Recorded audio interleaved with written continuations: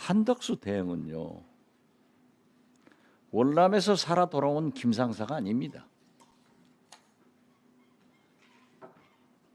한덕수 대행 자체가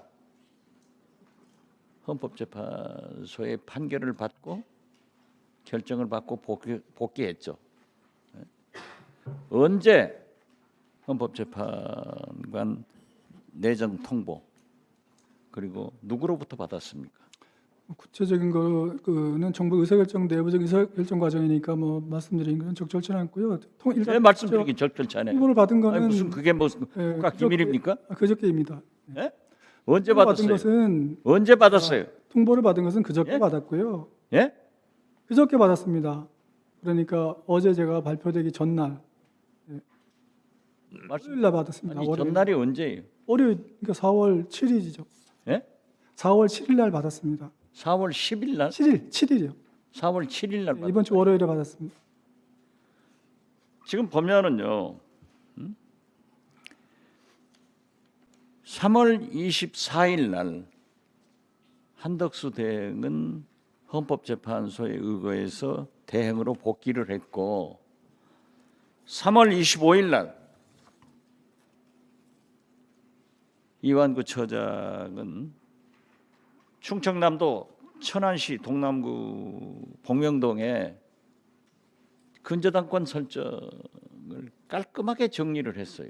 아, 그거는요. 그게 위헌의 일치입니까?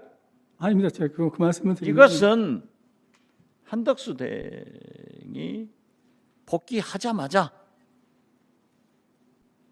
윤석열로부터 지시를 받고 이완규 법제처장을 헌법재판관으로 내정했고, 그러니까 25일 날 이렇게 근저당 설정권을 깔끔하게 정리했다라고 저는 보는데, 이건 뭐예요?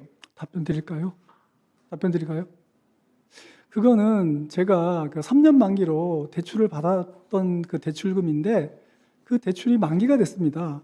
그래서 대출 만기가 됐고 그 대출을 처음 받을 때는 제가 변호사로서 사업자를 갖고 있었기 때문에 그 사업자 대출을 받은 거였는데요. 제가 법제처장 되면 이제 사업자 등록이 없지 않습니까? 그래서 사업자 대출이 안 된다고 그래서 처장, 네, 5.18 유공자죠? 맞습니다. 네? 5.18은 전두환, 내란, 쿠데타 주역을 인정하지 않는 그러한 의로운 학생으로서 활동을 했기 때문에 유공자로 인정받았잖아요. 맞습니다. 이런 분이 전두환의 내란과 윤석열의 내란은 어떻게 다릅니까? 윤석열 내란은 잘 아시다시피 헌법재판소가 8명 만장일치로 규정을 하고 파면을 했어요. 또 법제처장은 노무현 대통령과 검사의 대화에서 합리적으로 인사를 해라 하고 인사권 돌려주라는 얘기도 했죠. 네, 그렇게 말씀드린 적이 이러한 일을 한 노무현 대통령의 초대 국무총리가 한덕수입니다. 한덕수 대행이에요.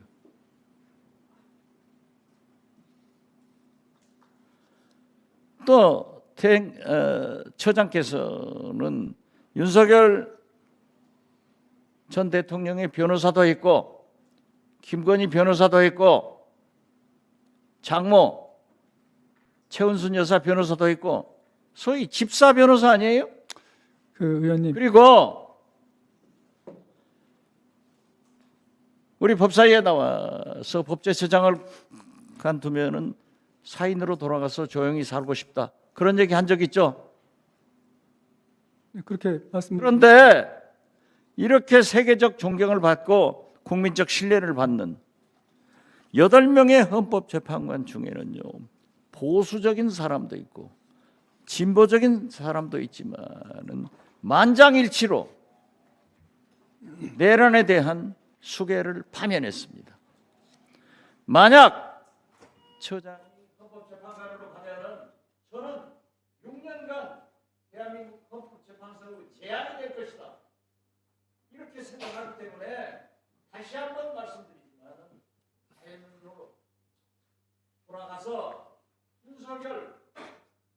한숙에 변호사도 하고 김건희 도이치모터스 주가조작 변호사도 하고 최원순 양평고속도로 변호사도 하면서 한편 내란 동조 세력으로 검찰 수사를 받아야 될 것 아니에요?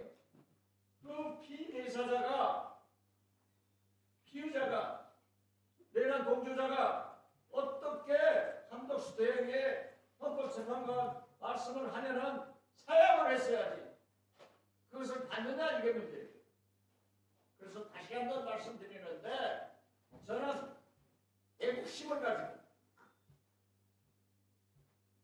처장이 일생 동안 있었던 법조계의 권위를 위해서도 스스로 사퇴를 해야 나라가 산다 이렇게 생각하는데 다시 한번 답변해 보세요.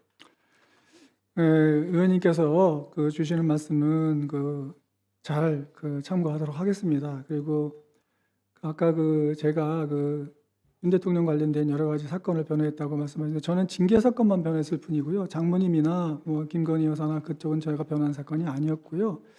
그다음에 또 윤 대통령이 지금 탄핵 심판에서 8대0으로 이제 탄핵이 인용돼서 파면된 거에 대해서는 저는 이미 그건 결론이 나는 사건이고 거기에 대해서는 저는 이견이 없습니다. 윤 대통령이 이미 파면됐기 때문에 그건 파면된 대로 해서 이제 앞으로 법적 절차가 진행될 것이기 때문에 거기에 대해서 제가 무슨 다른 의견을 갖고 있지 않다는 말씀드립니다.